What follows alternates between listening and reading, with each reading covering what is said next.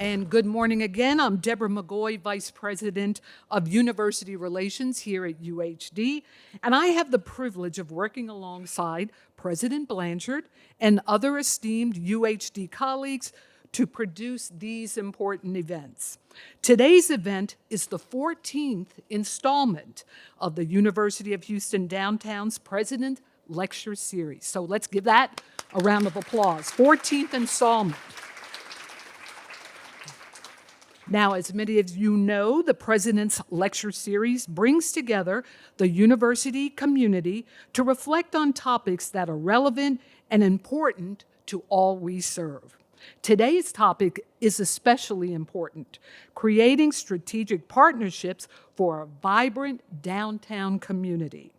That will give us the opportunity to hear from three esteemed panelists on how we can build a stronger strategic alliance and form that between our livable and user-friendly to create a livable and user-friendly downtown. Now, the University of Houston Downtown prides itself on being an institution where ideas and perspectives are welcomed and shared.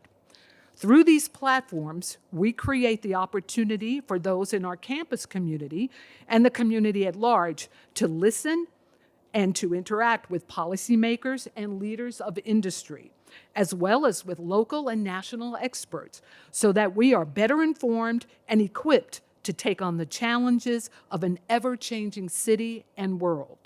Today, our three esteemed panelists will discuss the synergy created when local government, the business community, and higher education build strategic alliances to form that vibrant downtown. The outcomes are a win-win for community engagement, workforce development, and sustainability. Now, it is my great pleasure to introduce to you Dr. Jonathan Schwartz. He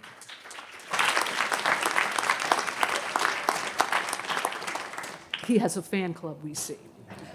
He is Dean of UHD's College of Public Service and the moderator of today's discussion.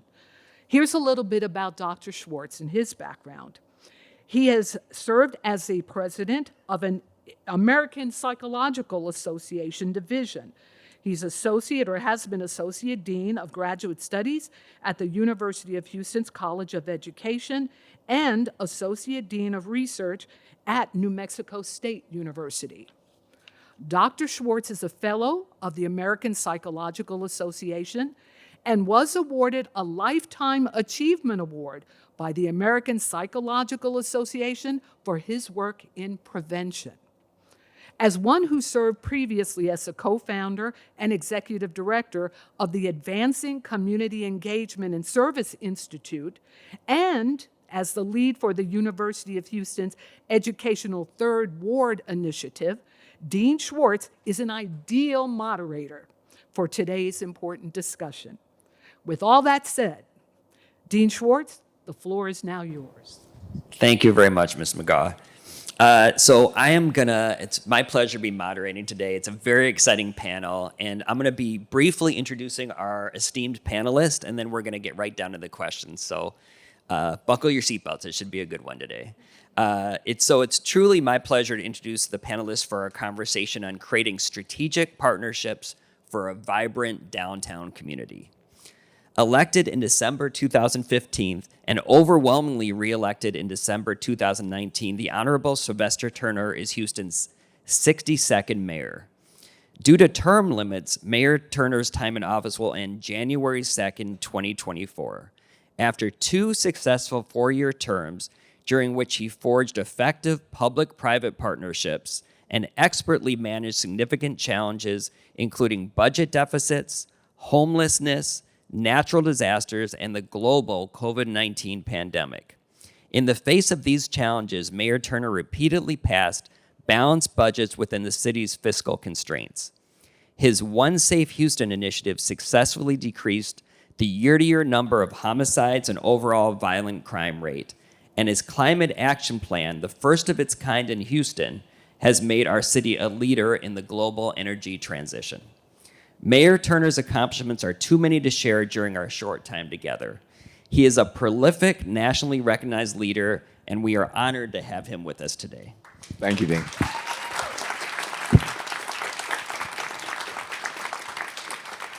So Mayor Turner, thank you for your presence with us today and all your dedication to the welfare of Houston and the University of Houston Thank downtown. you. Thank you all for Appreciate having it. me today. Thank you. Next, I'm going to introduce Chris Larson. Chris Larson is the president and CEO of Central Houston Incorporated. Mr. Larson earned an MPA from North Carolina State University and has held positions on both the public and private sides of community leadership, including past service as president and CEO for downtown organizations in Raleigh, North Carolina, and Grand Rapids, Michigan. Additionally, he served as vice chair of the International Downtown Association's Executive Committee and is a current chair-elect. The IDA awarded 4 Pinnacle Awards to Mr. Larson's project in the fields of leadership, planning, advocacy, and marketing. Well respected in the business industry, Mr. Larson was also a Daniel Rose Fellow through the Rose Center for Public Leadership. Welcome, Mr. Larson. It's indeed glad to have you here today. Thank you very much, John. And last but not least, I'd like to welcome our president of the University of Houston Downtown, Dr. Lauren Blanchard, who serves as the 7th president of the University of Houston Downtown. Dr. Blanchard is steering UHD towards becoming the standard for urban public institutions dedicated to the needs of our community. The strategic plan with student success as its #1 priority outlines UHD's approach to becoming a university focused on nurturing talent, generating knowledge, and driving socioeconomic mobility for a just and sustainable future. Before taking the presidential seat here at UHD, Dr. Blanchard served as Executive Vice Chancellor for Academics and Student Affairs at California State University and as Provost and Senior Vice President of Academic Affairs at Xavier University in New Orleans. Dr. Blanchard, I'm honored to serve as moderator for today's event. Thank you. So first, thank you all for joining us for this critical conversation. We're going to dive right into the questions because we have brief time together, but we are going to save time for questions at the end, so start thinking of your questions. The first question is for everyone. Post-COVID, what new challenges exist downtown, and what is the role of strategic partnership in envisioning and building a sustainable future for downtown Houston that addresses these challenges? I guess I'll start. Number one, let me just go to the latter part of the question first. Without strategic partnerships, you can't make it happen. You need everyone. Collaboration is the key. Partnership is the key. We have the pleasure of working with Central Houston, Downtown Houston, with Chris, and of course working with UHD with Dr. Blanchard. So it's critically important. I have my director of education and youth engagement. For example, we do internships with UHD at the City of Houston. That's a big plus for us. My chief of staff is here, Marmalade Hunter. So in terms of collaborating with the business community, that's key. Just this morning, Chris and I was together at a press conference, getting ready for the holiday season, and we are joining together to light up downtown Houston, okay? After COVID, during COVID, everybody went to their respective locations, home, you name it, and things were very, very quiet downtown.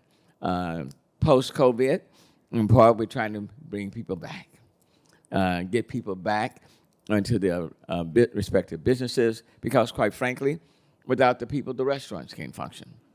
So in order for the restaurants to remain open, to be vibrant, you have to work very closely with the business community and with people themselves to get them back. And then we have thousands of people who are now living downtown. So quite frankly, we have a community of people living downtown. So the parks and the green space. Not too long ago, we just redid the Lynn Wyatt Plaza. That was done in collaboration with the business community and the philanthropic community, the theater district, and you name it. So you need all of these component parts working together to create a very vibrant, dynamic downtown, and the Gators are very much a part of that. we just want to work very intentionally with all these component parts to build a dynamic downtown. As go downtown, so will go the rest of the city of Houston. Couldn't have said it better myself, Mayor Turner. Chris Larson with Central Houston, and for those who aren't aware, we also manage the Downtown Management District as well as the Downtown Redevelopment in TERS 3. So we've been able to lead a number of different projects to help to improve downtown, but I am struck by the similarity between COVID and its impact to downtown and really the motivating point in time for why Central Houston was even founded. So in the early 1980s, there was a terrible oil bust in the city of Houston. Price of oil collapsed, and downtown lost 40% of its employment overnight. At the time, downtown was a single-use, single-purpose place. It existed to be a central business district. You've probably heard that term before. And that's why it was. But literally, and you'll hear this from folks that have been around for a while, after the lights went down, the streets rolled up, and everybody left downtown for the night. And for 40 years now, we've been working on diversifying who downtown is for. And that means everything from destination drivers, so things like ballparks and arenas and convention centers and hotels. More recently, it's thinking about how to incentivize and deliver residential housing to downtown to make downtown more of a neighborhood. In 2012, before we launched our Downtown Living Initiative, downtown Houston had the lowest residential density of any major city in Texas. And so since then, we've delivered over 5,000 residential units to downtown to really help to build a neighborhood, but we still have a ways to go on that front. Fast forward to COVID, and now we're dealing with about 66% return to office, right? So about 33%, 34% of Houstonians are not coming back into the office on a 5-day-a-week basis, which is very similar to that motivating event back in 1982, which is really what brought Central Houston together. So in some ways, the challenge of today is not very different than the challenge that we went through decades ago. And the solution remains the same as well. It's really thinking about downtown as more than simply a place for business. It's also a place for recreation, visitation. It's a place to call home. And we're going to be revealing some data next week. I'll go ahead and tease it a little bit. But we now have more visitors in downtown on a daily basis than we have employees. So when you look at the share of people that are in downtown Monday through Friday, 53% of humans that are in downtown are not there for work. They're there because they are coming downtown for dinner. They're coming downtown to watch a Rockets game. They're coming downtown to participate in a convention. They might just be there for a staycation. And so in some ways, we continue to think about how we diversify who downtown is for, and we have to think about adaptation. I think that's the critical piece of where we go next from here, right? And I think that is ultimately where your question is we still have about 5 million square feet of obsolete office product in downtown. This is space that really pulls down our occupancy rates. That is not marketable. It's not of interest for any kinds of businesses, and we have to find a way to facilitate that transition into other uses for other reasons, whether it's affordable housing or it could be other institutional uses. These are primary moments to use existing built space for other purposes to continue to expand who downtown is for on a daily basis.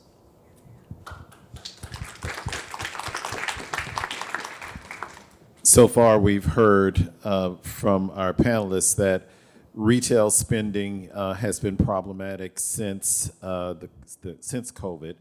We've also heard about the office occupancy piece, but also public transportation. These are like 3 measures that have already been researched very carefully to make a determination of whether or not downtown Houston is coming back as strongly as suburban Houston, and also relative to other major cities.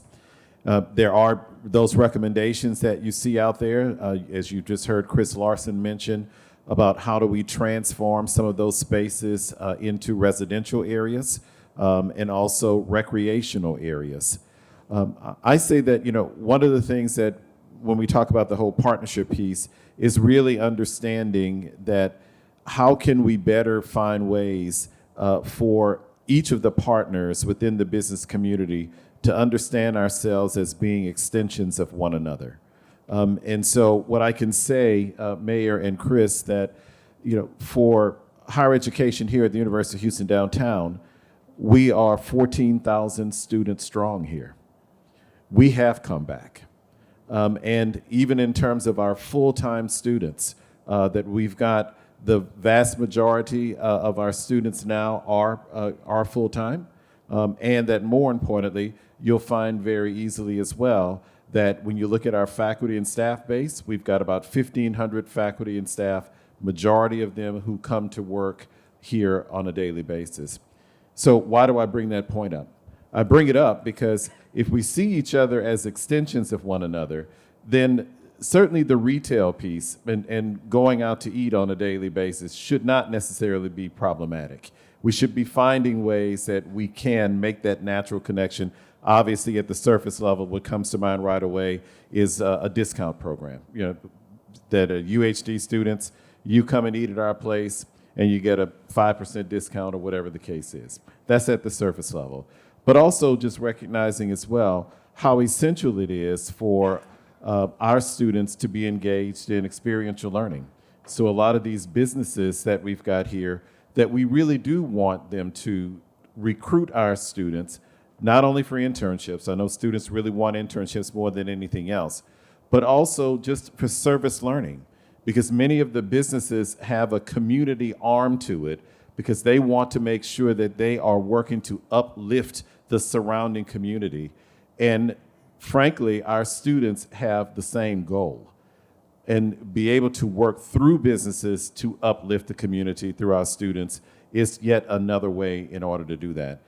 In addition to that, it really is understanding ourselves, as you've mentioned, Mayor, that we are in the theater district, we're in the performance arts district.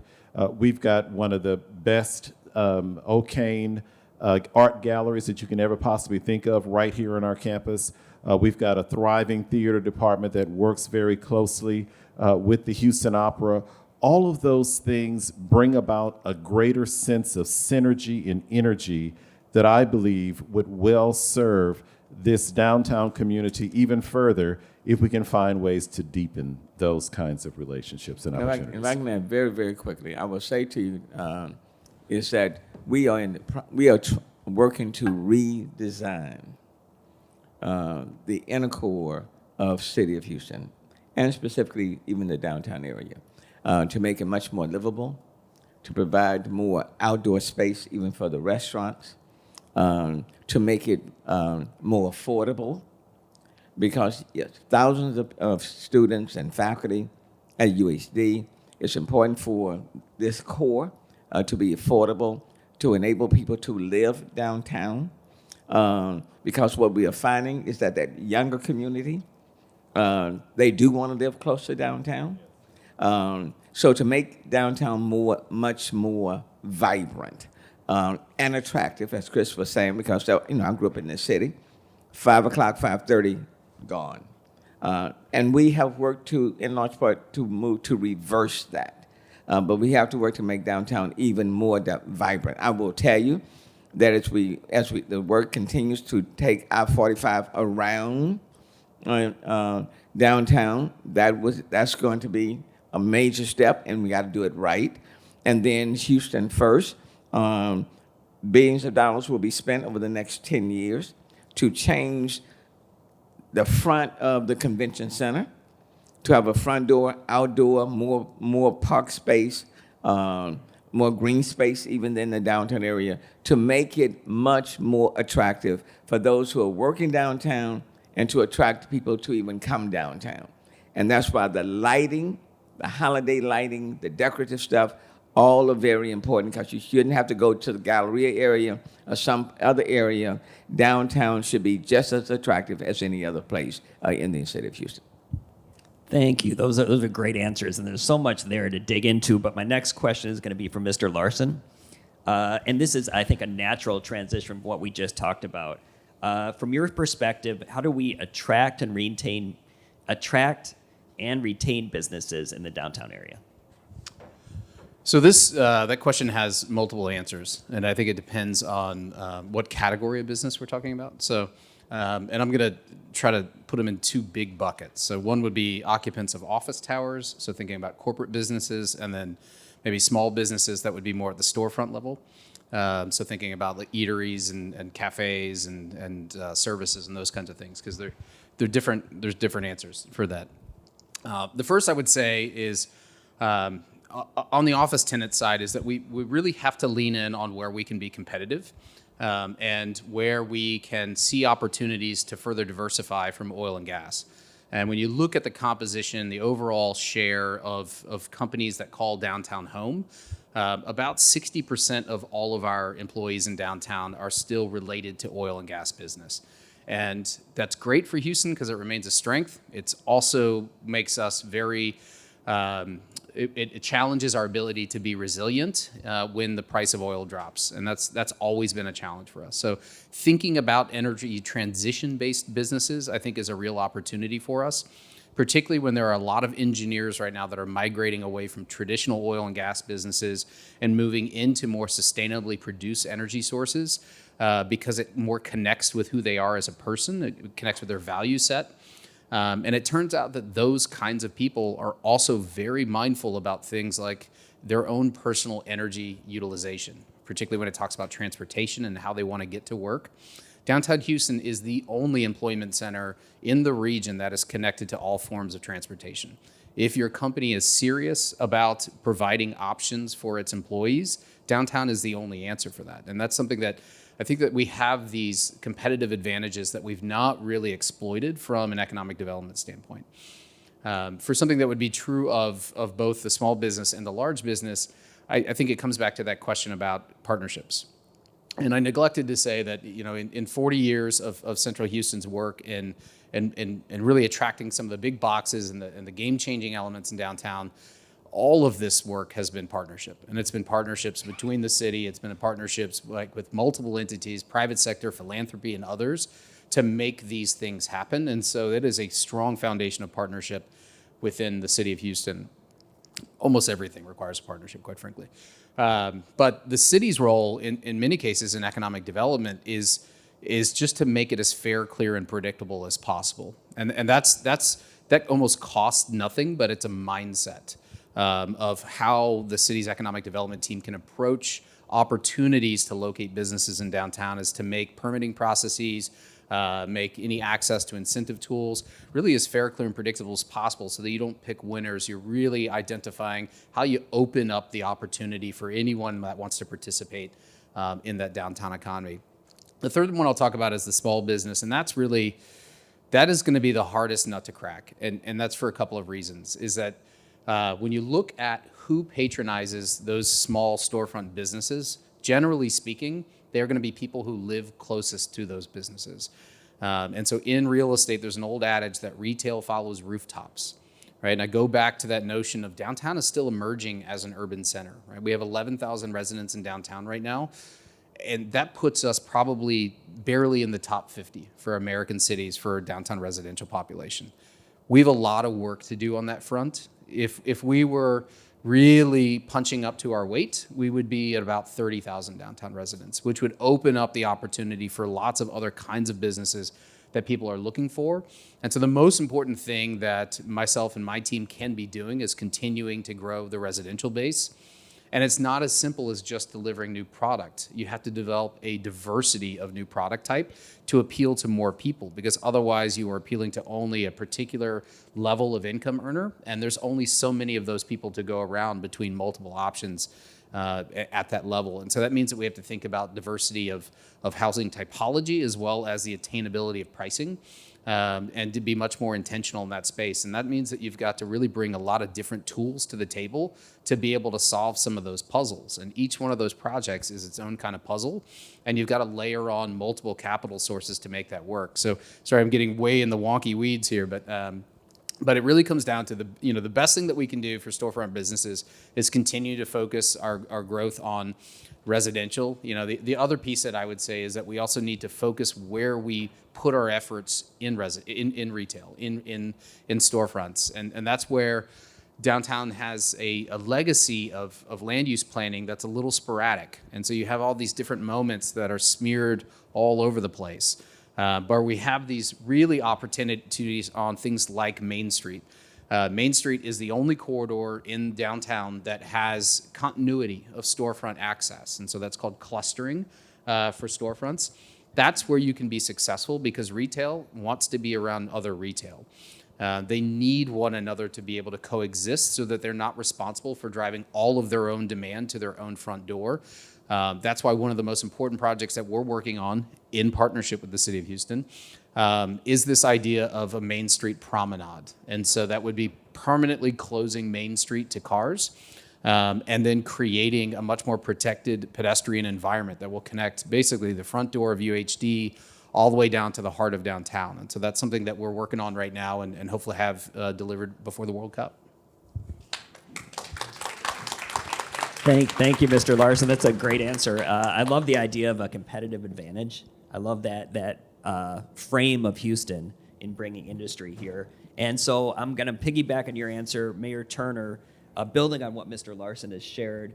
What key levers can the city pull to be a partner in bringing industry to Houston? Well, number one is it's important for downtown to be attractive. Quality of life is important. And that's why the work that we are doing collectively on addressing homelessness is important. Okay?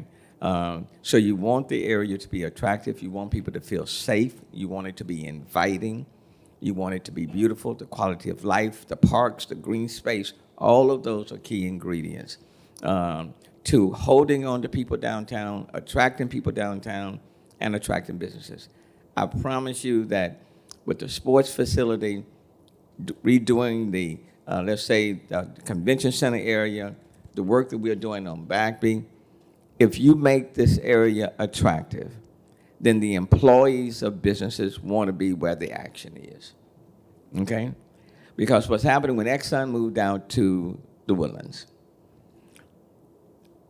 the older employees are staying out in the Woodlands area. The younger employees have elected to come closer to the downtown area, and they would rather commute to Exxon, but they want to stay close to downtown, okay? So if you make the area downtown attractive, inviting, safe, with all of the amenities that people want, companies will go to where their employees want to be, okay? We've been very fortunate to hold on to companies like Chevron that's committed to downtown. I agree with Chris. We need more retail in the downtown area. We need to have more people living in the downtown area. So the city's role is to work with, for example, the Downtown Management District and with all of the stakeholders to make this area more inviting, safe, and attractive. And you have to build a community downtown. So that's what we are seeking to do. It takes time, but I think we're moving in the right direction. Thank you very much, Mayor Turner. The next question is for President Blanchard, and I think builds on that answer in UHD's role in this. So Houston is the fourth largest city in America, and UHD is situated in the heart of the downtown business district. According to the Wall Street Journal, UHD leads America's best colleges in diversity. Given these facts about the University of Houston downtown, what role does UHD play in contributing to the city's economic impact in downtown Houston, and why is this important to the city's future? It's a good question. So in terms of impact on the community, and I'm going to continue to use the term at the surface level, because I definitely want to be able to go a little deeper as this conversation goes on. But at the surface level, the last time that we were able to conduct a study to understand the University of Houston downtown's impact, economic impact on the local region was in 2019. And at that time, it indicated that this university had a $2 billion impact on the local economy, which is fantastic. I would imagine that as we are working to get the next economic impact study done, that it's going to be even stronger than at the $2 billion rate. But in addition to that, and that's, you know, there's a lot that goes into those studies in terms of determining what the measures are, but I don't necessarily want to go there now. I would say that, if in real life terms today, if we're looking at the economic viability side, a lot of it has to do with the work that we're doing to make sure that we are increasing our students' ability to be more socioeconomically mobile. And as you well know, that for University of Houston Downtown, we rank number 11 in the state with respect to socioeconomic mobility of our students. We're not stopping until we reach the number 1 mark, because we know that with the students that we serve, and Chris and Mayor, I don't know if you realize this, but 70% of our students are first generation here at UHD, and 65% of them come from families who's below the poverty line. And so this matters. This is hard work for us here at UHD, because we know that with the quality of educational experience that we're providing them, that our students really are able to climb quicker that socioeconomic ladder. And it's not just for the sake of themselves, but when you talk with our students, they're very clear about the fact it's the ability then to uplift their families and uplift their communities as well. And that really matters a lot. We also rank number 5 in the state with respect to salary impact of our graduates. And so it means that those salaries without that degree would certainly never be at the level that it is with the acquisition of either that baccalaureate or that master's degree. So all of that matters. But I want to go deeper just for a moment, because, really when we're talking about making that kind of impact on downtown Houston and the city's future, most everyone in the room, Mayor and Chris, have heard me use the term about the importance of the University of Houston Downtown being an anchor institution, and trying to really understand what that means in terms of the anchor side. I would say to you that we have 3 parts of the anchor up here. The 4th that probably should be up here as well is healthcare. Because when you look at what matters most in drawing industries to an urban area like Houston, it's looking at the quality of healthcare, the quality of education, the quality of businesses that we've got, the synergy that happens amongst the 3 of those, but that more importantly, the productivity side in terms of research, in terms of workforce, that those things actually matter tremendously in terms of the draw, not only for industry, but also for building a healthier future for the city of Houston. I can say to you that these 2 gentlemen that you see seated to my left, they have done a phenomenal job in helping to build that.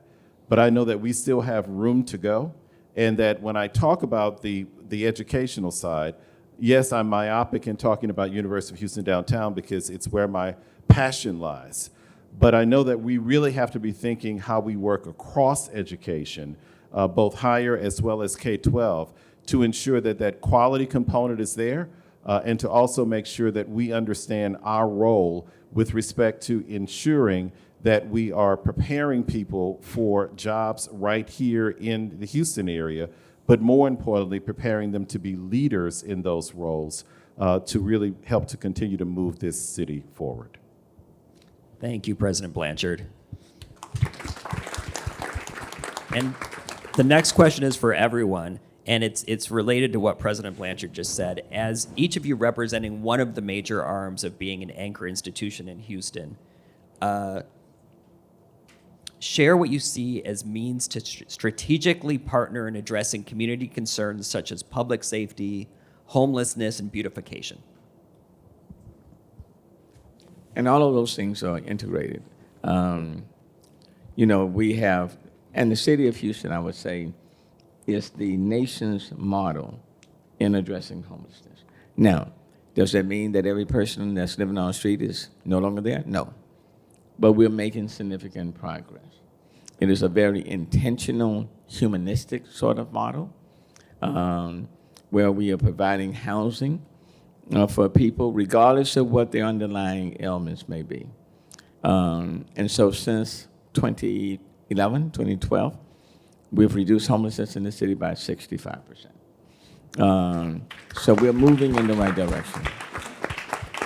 And that's why you have cities like Denver, LA, Chicago, New York, that have all come to the city of Houston in the last year or two to find out how we're doing it. So we need to do even more. That's important. And it's not about pushing people somewhere else. It's about literally working to transition them into permanent supportive housing. And quite frankly, if we had about 500 units, single-family units, for example, in this city, you will see a significant more headway. We've set up this navigation center that is working extremely well. And so you'll start seeing more of that. And we collaborate very closely with downtown Houston. So that's important, okay? Because you may not necessarily see the big encampments anymore, but we are seeing where there may be a person sleeping here or 2 or 3 sleeping there. And so our work is not yet done. On the beautification, that's the parks and the green space and everything else. So you have to do that portion. And then I just want to go back to Dr. Blanchard, because while you were speaking, University of Houston downtown is an anchor business, educational institution in the downtown area. Houston, as a municipality, our job is to complement, supplement all of these different units so that they can do what they do well. But as you were talking, Mr. President, I was saying, there is so much potential with the UHD as it relates to the downtown community, so much potential. And if I had a little bit more time as mayor, what I would be saying is that work with you and the UHD to assert yourself even more into the presence of downtown. Because UHD can be a driving force in the development of downtown. And the potential is endless because many, if not most of your students are coming from the Houston area and representing that diversity. And in large part, many, if not most, will still remain in the Houston area, or they have a close relationship to the core of the city of Houston. So I just think there's a lot of potential for UHD to assert itself into the growth, the development of the downtown community.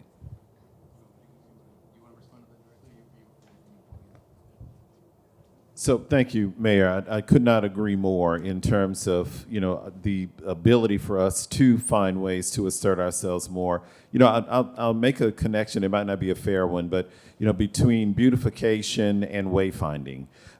Because, it's a beautiful thing to know where you're going in the downtown area. And that really is, I know it sounds funny, but, I mean it quite seriously, that, when you're driving down Travis Street, it's hard, it's very difficult to know that you're on your way to the University of Houston downtown because we don't have the appropriate signage, although we're working on that at the very top of the roof. I don't see our VP for Finance Affairs in here, but she has promised me that by Christmas, and when you come back after Christmas, you will no longer have to look for the University of Houston downtown. We have life-size letters that's going to be at the very top of the building in blue that says University of Houston downtown, that you'll be able to see it all the way back as you're traveling down.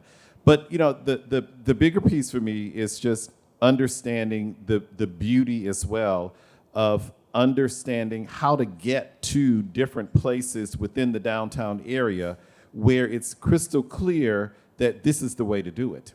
I tell folks jokingly, Mayor and Chris, that and not so jokingly, it's actually earnest, that my first 3 weeks here, if it weren't for campus police, I don't know how the hell I would have ever gotten to my office because this building is so doggone complex that it's difficult for people to find their way. And so we're definitely working on wayfinding in that way.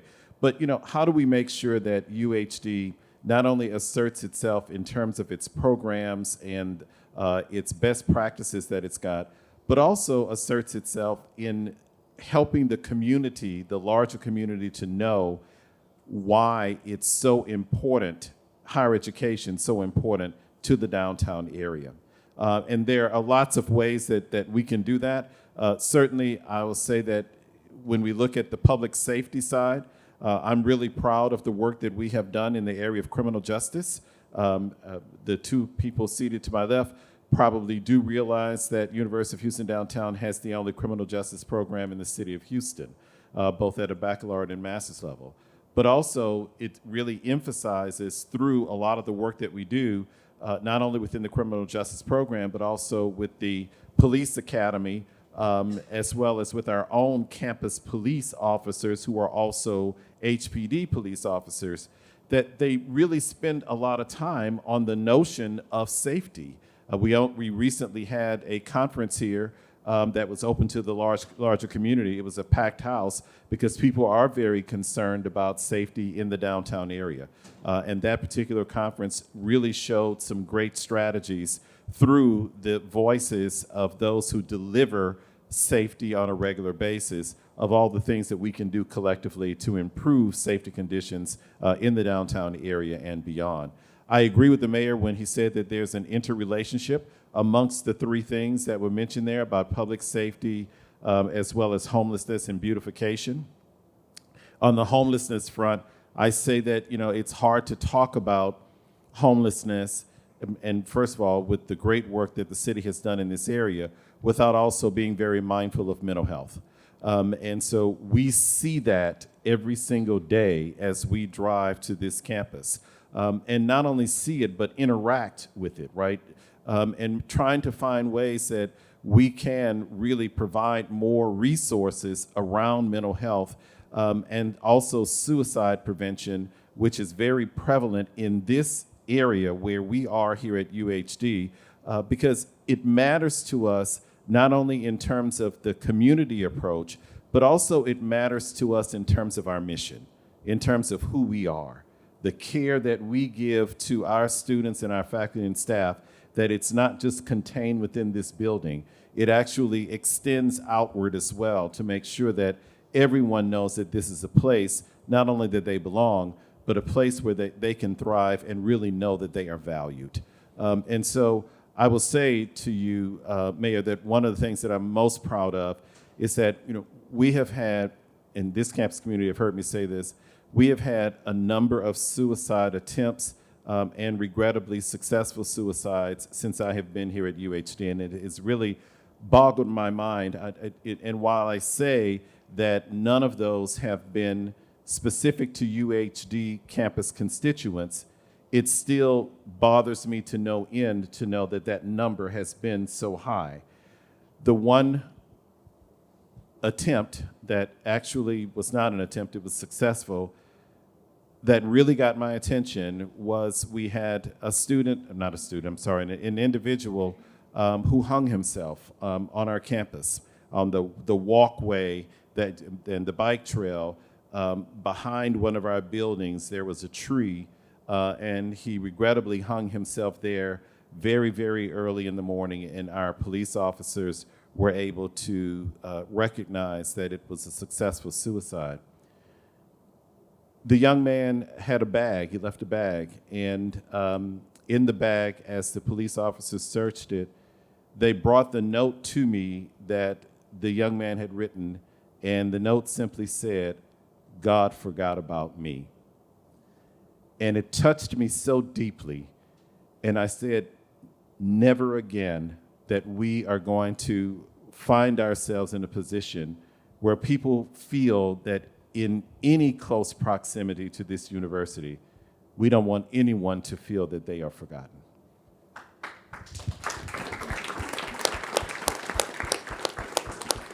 So the city partnered with us, and we are working to build programming around suicide prevention in the downtown area.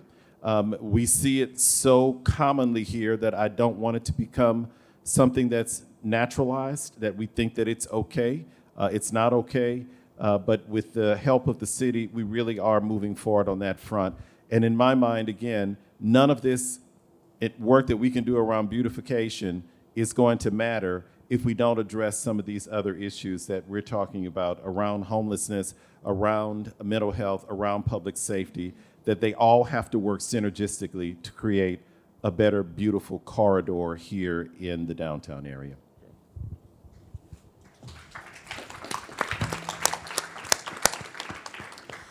So not to be redundant, but there's certainly an interrelationship between these three topics. And I want to start on public safety because we've been doing some deeper research on public safety specific to how Houstonians feel about public safety in downtown. And it's quite revealing when you look at what the major drivers are for individuals who perceive downtown to be unsafe. The number one reason is that people feel alone. They feel vulnerable. They don't see other folks like them when they are walking through downtown. And that is very much an impact of decades of a design orientation towards moving vehicles as fast as possible into and out of downtown. And so we've created a relationship between patronizers of downtown where they come to a thing as quickly as possible and then leave as quickly as possible. And that's a challenge for us, and that's something that we're not going to fix overnight. But that is really thinking about how we encourage more lingering, how we extend the stay of individuals so that they're not downtown for a single purpose, but it is a broader existence. And I think that there's 50 different ways to solve that riddle, but one of them gets back to residential density. Dr. Blanchard, we would love to see some students on campus. That maybe some campus housing or something like that would be fantastic for downtown. Say it again. We're gonna record this and share it with our chancellor and our board. We would love to have some student housing in downtown. Remember, we have 5 million square feet of empty office space. Literally a mic drop. A couple other things. There's also, of course, vulnerability. It extends into the evening hours, and so pedestrian lighting is also very important. And so we are completing a study right now. Next year, we'll begin implementation on some very, really great opportunities to improve public safety, which will also have wayfinding benefits. So the three of us partnered last year on a fabulous mural program. We introduced 31 murals throughout downtown. Many of those murals have a wayfinding capacity. Whenever I see the young boy Houston on Main Street as I'm walking up Main Street, I know exactly where I am. I know what direction I'm going. And we can use public art to help to reinforce our understanding of where we are in place, particularly because we don't have topography and we have such an intact urban street grid, which does not allow a lot of reveals to happen organically that you experience in a lot of other cities. Then transitioning to talk about homelessness. I mean, homelessness is the greatest example of collaboration and the impact of collaboration and partnership.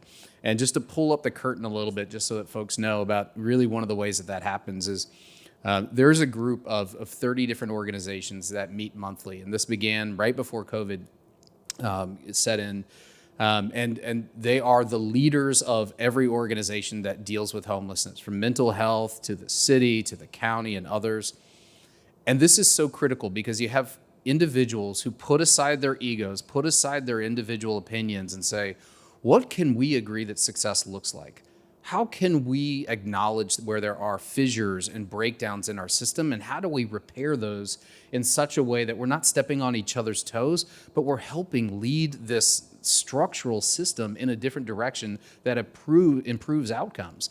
And that level of collaboration is only possible in a city like Houston, where you have a strong mayor form of government, which is immensely efficient to be able to move things forward.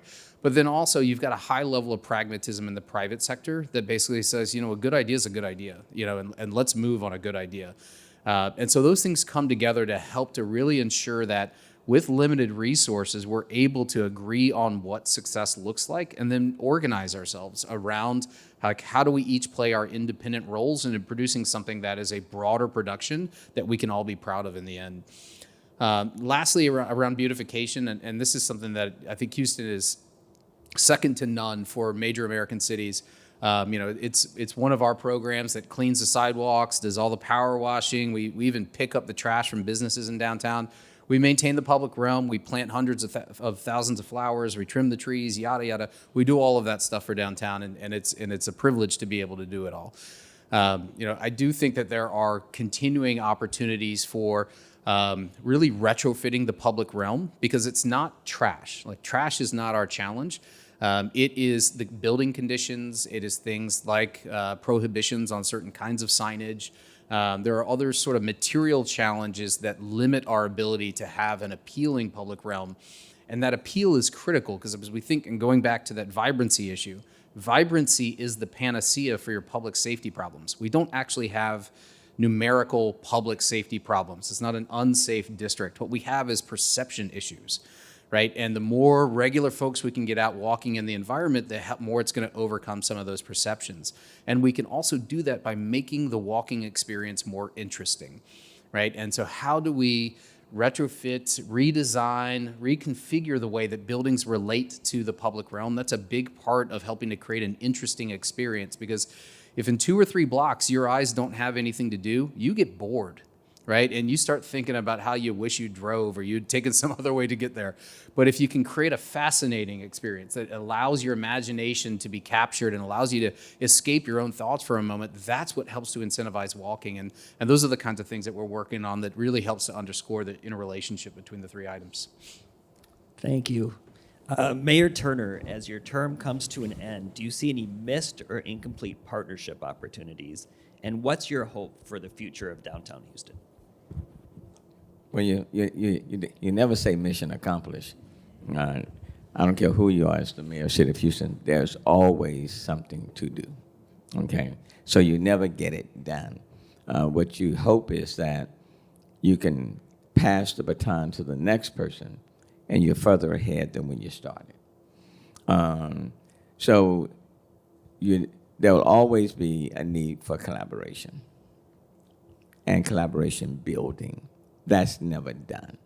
As businesses come into, for example, the downtown area, you have to reach out to them and invite them to be a part. For businesses that already exist, for UHD that's already here, collectively, we can all do more.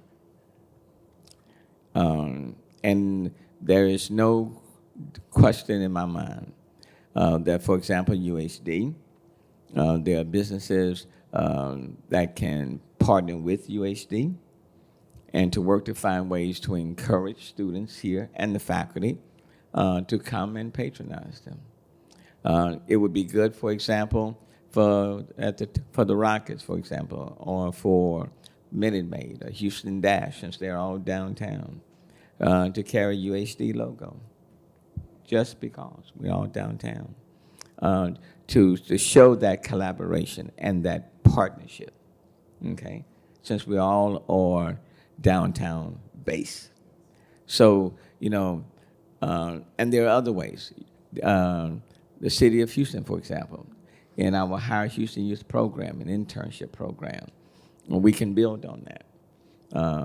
This year, when it comes to the internship program, we got up to hiring 20,000 folk for the summer, okay? But really that number can grow to even more than that. So there'll be opportunities on that front. So it's never where I don't leave saying, okay, I've done it all. Far from the case.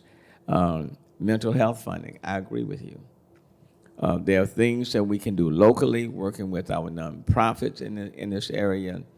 But for the people that are living on our streets now, in large part, it's chronic homelessness. It's mental behavioral health issues.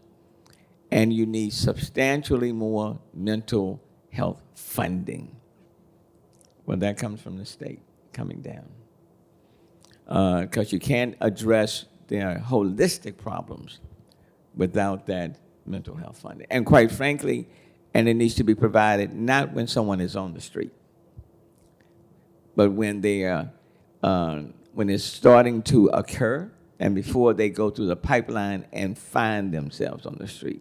So we need to intervene in their lives a lot sooner, a lot earlier, and not when they're on the street. In terms, for example, of people who feel as though God has abandoned them. It is important, for example, to create a city that's a very caring and compassionate city. I tell people all the time, I'm looking at you right now, but I don't know your story. I'm looking at you right now. You look great. But you never know what people are going through. And if you ask people how they're doing, they'll say, fine, I'm doing fine. Because that's an automatic response. But you don't know their story. So we have to create a city that's compassionate, that's understanding, where we are reducing the toxicity and the negativity that's in the air. All of those are component parts that we have to contribute to. So my term is ending, and as I say on December 31st, I think you said January the 2nd, but which is true, it's January 2nd. But on December 31st, this cruise ship is going to dock, and this captain is getting off. And then on January 1st, because you really sworn in January 1st, on January the 1st, the cruise ship would take off again with the new captain, and the work continues. So we've come a long way. We've done a lot. I mean, I grew up in this city, and as I said before, 5:30, dead. But I was here on Sunday night,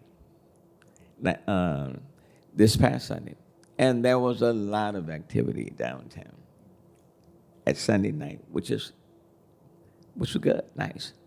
So, and then we just have to work in a sense to get people from underground in the tunnel system and above ground. But they go underground, number one, because it's hot, but number two, that's where a lot of the retail is, underground. So we have to redesign the city as we move forward, where you have retail, where when you're walking through, then you might want to go in. We have way too much office space at 5:30 that's empty on the first floor. It's just empty space. So we have to find a way to reimagine that space. So, it's been a wonderful ride. I've thoroughly enjoyed it. But the city will move forward, and we'll be in good hands. Thank you, Mayor Turner. All right, next question is for President Blanchard. Mayor Turner had some powerful things to say about partnership opportunities in Houston. What's your vision for partnering with residential and business communities in downtown Houston? I think I've given hints already. Obviously the experiential learning component connected with our businesses, also in terms of understanding the employability of so many of our students after they graduate, because we know that they graduate ready with knowledge and skills to go directly into the workforce. Also in terms of really in understanding the sense of community. And I think that these two gentlemen have referred to that in their comments here, that we really are neighbors and we really do care about each other. And it's a little strange because I use the analogy all the time. For those of you who've been in my office, you get a beautiful view of the downtown area. And it feels so close that you can touch it, but I tell folks that we're still so far because we've got so much more work to do to make sure that we are connected.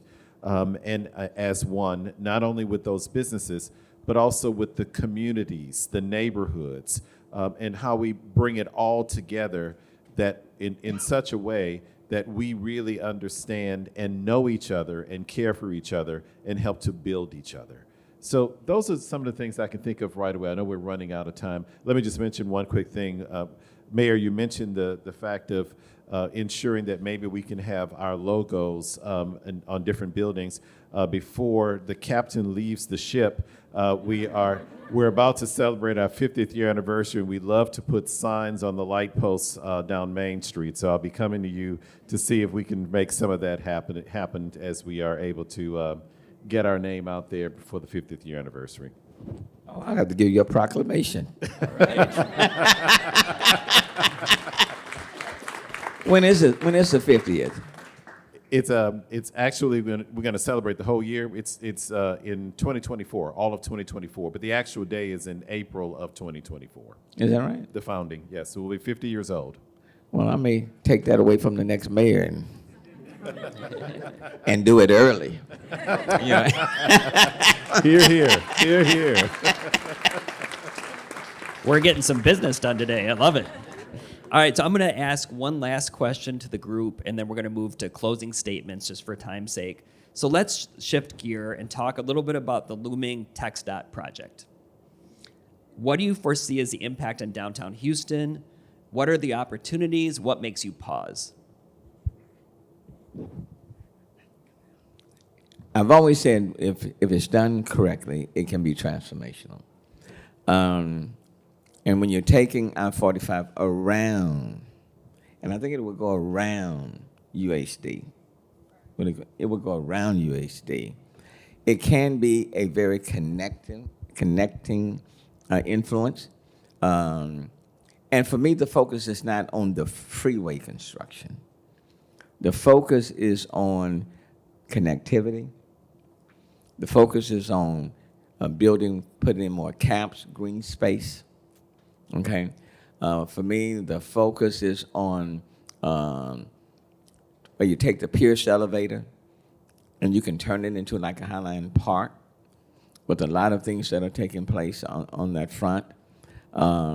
So I think there are some golden opportunities there to enhance a sense of community when there's a lot of, where the highway has served to divide. Okay. I think there's opportunities to connect Freedmanstown, Fourth Ward area, the East End, by building that cap on the other side of George R. Brown and having more parking green space. There would be a much more sense of connection. And then the plan that we are doing with opening the convention center, well, the convention center will look totally different. Instead of it being one big convention center, there'll be like 3 sections with the front door as well as the back door, and then you'll have the park space on the back side as well as Discovery Green on the front side. So there are a lot of opportunities there.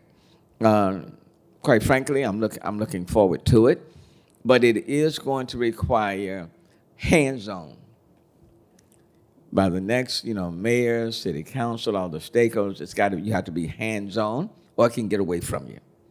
So if you're hand-on, intentional, see the connectivity to the parks, how it connects with Metro and transit, those elements, and where the focus is not just on building a freeway that's going around, but quite frankly, in the end of the day, I know the way I have seen it in my vision, is that the freeway kind of disappears and everything else evolves. If it's done in that way, it'll be a tremendous plus. Thank you.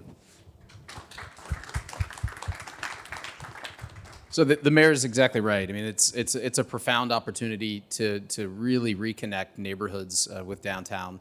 When the existing highways were installed 60 years ago, it severed and destroyed neighborhoods.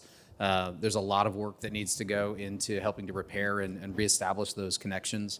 The caps and the open spaces, they help to accomplish that, but I think there's also going to be a relearning and a re-understanding of how downtown relates to its adjacent neighborhoods, because we've literally been walled off. I mean, the existing elevated highways might as well be a moat that divides communities, and so this is really an opportunity to level that relationship and to start to rebuild. But the piece that I'm most excited about is thinking about when you break down those walls, what happens in those areas, particularly like Edo and Midtown, where we don't have land use controls, in Houston. And so how does downtown look 30 or 40 years from now?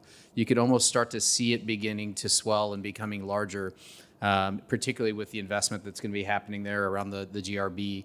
And the center of gravity of downtown starts to move east. And so that's terribly exciting to think that, 20, 30 years from now, where Shell Stadium is now wouldn't feel as though it is removed from downtown, but it's actually a part of it. That's where I see us going. Everything has been said. The connective piece is what's really important to our university. And we're clear about the fact that the highway improvement project, if done carefully, and I know that it will be based on all that I hear, will for the first time create an opportunity for our university to have a cohesive campus. That not only cohesive in terms of bringing us together as a campus community and widening our footprint, but when we talk about how we see ourselves connected with the actual community, both business and neighborhood community, this will provide us that opportunity to do that. There'd be no other opportunity we would have outside of this in order to get that done, which then allows us to focus in on housing, not only for students, but faculty and staff as well, which allows us to focus in on health services, both mental health and physical health, that's community-based and driven, which allows us to also think more about the retail component, right? And ensuring that those things that we don't see, like right under our noses, like a pharmacy or something of that nature, that we can be working to make sure that that happens.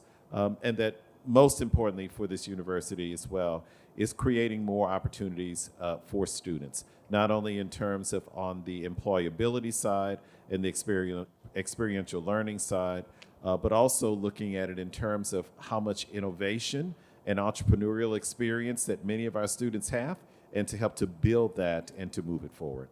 That's where I see the future of UHD with respect to this highway improvement project. And let me just say that under the current configuration of I-45, it causes UHD to somewhat be disconnected, so to speak. And so with the freeway going around, it does kind of open the door and bring UHD even more into this sense of community. And you cannot look at I-45 without taking a look at what's going to be happening with Houston First and the convention center down on that end, and the Buffalo Bayou project, which is going to open up the whole East End, from the East End to Fifth Ward. That's going to open up quite a bit. So when you take all of these three things together, you're going to see a much more reinvigorated inner core that's really going to be look different than what it looks today, and quite more inviting, and a lot more parks and green space that's coming. Thank you. I have two brief things to say. One, I apologize, we're not going to have time for Q&A today. It's been such an engaging and thoughtful and exciting conversation. I know personally I'm very excited about future partnerships and how we can work together. But I do want to give each panelist a chance for a closing statement. So as we wrap up today's UHD's presidential lecture series, I'd like to start with Mayor Turner for a closing statement. Well, let me thank you for having me. My closing statement will be vote. I mean, I will tell you, leadership matters. Leadership matters. And it starts with voting and making an educated decision. And it is important because the question is, do we go forward, or do we elect leadership that kind of takes us backwards? And you have to make that decision. Leadership does matter. So please exercise your right to vote. And then there's an initiative for the Harris Health Center, which is a huge initiative. When we start talking about health care, that's important. I hope you will support that proposition on the ballot. But do exercise your right to vote, and thank you for allowing me to be your mayor. So, Mayor, you're right. Leadership matters, and thank you for 8 years of leadership for the city of Houston. While we've only known each other for a couple of years, you have demonstrated to me that you are willing to step out there and lead when it is time to lead. And I think that is absolutely critical. And I would encourage you all, as we talk about the downtown that we want to build together, your voices matter in these decisions, in these processes.